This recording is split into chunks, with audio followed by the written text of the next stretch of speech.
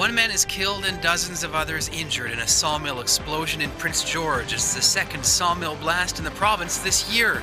Tonight on CTV News at 5, we hear from workers who escaped the inferno. Dust explosions are a little-known threat to safety. Although dust sitting on a surface poses little threat, when it becomes suspended in air, it can become deadly. How can a dust explosion occur? What can prevent one from happening?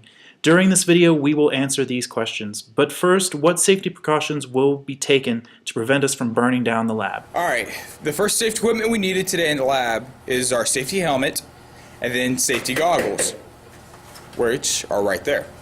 Whereas if you look at the gentleman to the left here, he's got our safety gloves, which are fireproof, unlike our acid-proof gloves, which we don't need.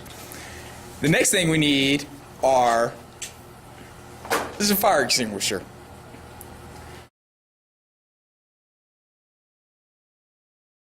So this will be our setup for our dust explosion experiment. We'll be using powdered sugar, flame source, and a way to disperse the dust. The procedure will be we'll light the flame source, insert using the funnel the sugar into the hose, and then blowing through the hose we will project the dust over the flame source, creating a small dust explosion. This is our first demonstration, just powdered sugar packed into the hose. Dust explosions are governed by the flame hexagon. This is a modification of the flame triangle of more immediate experience. In order for the explosion to occur, all the parts of the hexagon must be present. Remove one and the explosion is prevented. So what happens when we remove something? In this demonstration, there is no sugar in the hose, so we have no fuel to create the explosion.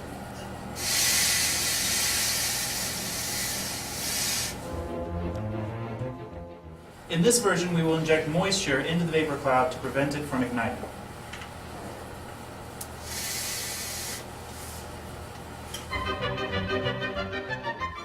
In this version, we increase the particle size by using granulated sugar instead of powdered sugar. This should prevent the explosion from occurring. Nope. Best of luck. All right, gentlemen, we have taken all the air out of this room and replaced it with nitrogen. All right, so we're going to go back over here, and my friend's going to demonstrate how this will not light. As you can see, no dust explosion.